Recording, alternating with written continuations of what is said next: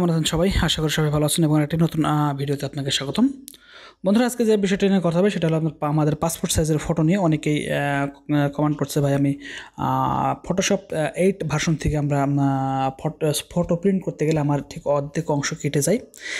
এই বিষয়টি নিয়ে আলোচনা করার জন্য। আর বন্ধুরা, আপনি যদি আমার চ্যানেলে নতুন হয়ে থাকেন তাহলে অবশ্যই চ্যানেলটি সাবস্ক্রাইব করবেন এবং পাশে থাকা বেল আইকনটি বাজিয়ে দিবেন আমাদের পরবর্তী ভিডিও পাওয়ার জন্য। আর বন্ধুরা, আমি কিন্তু মাঝখানে বেশ কিছুদিন আমি ভিডিও আপলোড করতে পারি নাই, পুরো রমজান মাসটা আমি ভিডিও আপলোড করতে পারি নাই। ওকে বন্ধুরা, সেটা একটু ক্ষমা দৃষ্টিতে দেখবেন এবং আপনাদের ফটোশপ সম্বন্ধে যদি কোনো প্রকার কোয়েশ্চেন থেকে থাকে তাহলে অবশ্যই কোয়েশ্চেনটা করতে পারেন। ওকে বন্ধুরা, তাহলে চলুন ভিডিওটি শুরু করা যাক।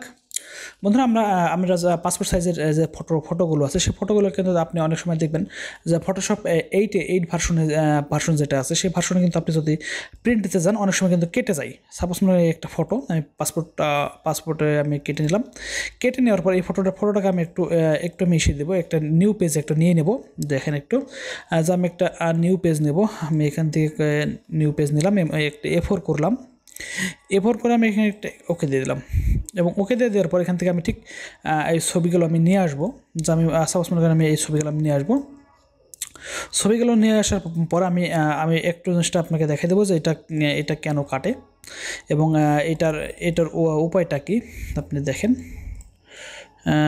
কাছে দিলাম এই ছবিগুলো আমি দিলাম।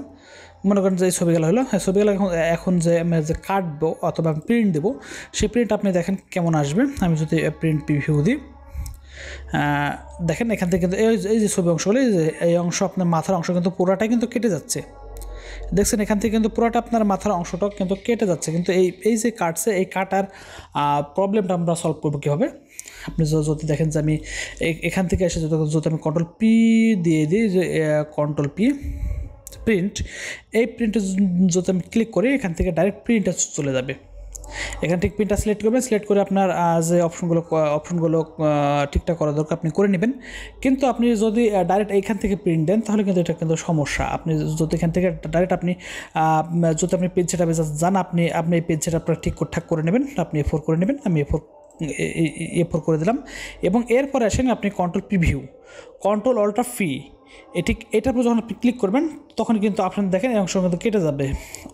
এই দেখেন এখান থেকে দেখেন এটা কিন্তু পুরো ঠিক হয়ে গেছে। দেখেন এখান থেকে যে কাটার অংশটা ছিল সে কাটার অংশ কিন্তু আর নাই। আর আপনি যদি স্কেল টু ফিট মিডিয়া করেন তাহলে কিন্তু ছবিগুলো একটু ছোটো হয়ে যাবে। অতএব আপনার এটা করার দরকার নাই। আপনি যখনই পেজটা সাজাবেন, সাজানোর পরে এখান থেকে যে পেজ সেটআপটা আছে সেই পেজ সেটআপটি Ctrl+P এটার উপর ক্লিক দিলে আপনার পেজ সেটআপ আসবে। এই পেজ সেটআপের উপরে আপনি A4 করে দেবেন। কারণ আমরা যখন এখানে যে নিউ পেজটা নিয়েছি তখন কিন্তু আমরা A4 করে নিছি। ওকে, আপনি ঠিক এইভাবে কিন্তু আপনি পেজটা প্রিন্ট করতে পারেন, আবার আপনার ছবিটা কাটবে না। আপনি খেয়াল করছেন এখান থেকে কিন্তু আপনার ছবি কোনটা কিন্তু কাটছে না। অতএব আপনি আপনার পেজ সেটআপগুলো ঠিকঠাক করে দিলে আপনি কিন্তু এটা কিন্তু কাটবে না। আর যদি আপনি Photoshop 7 বন্ধুরা, আপনাকে দেখলে যে কীভাবে Photoshop 8 ভার্সন থেকে আপনারা এভাবে আমাদের ফটোটি না কেটে আমরা প্রিন্ট করতে পারি এবং প্রিন্টের যে ফটোগুলো কেটে যায় সেটা কীভাবে সমাধান করা গেল। আর আপনারা যদি ফটোশপ সম্বন্ধে কোনো কোয়েশ্চেন থেকে থাকে তাহলে অবশ্যই কোয়েশ্চেনটা করতে পারেন। ওকে বন্ধুরা, আজকে এই পর্যন্তই। আর দেখা হবে অন্য কোনো ভিডিওতে। সে মধ্যে সবাই ভালো থাকেন। Bye bye, tata.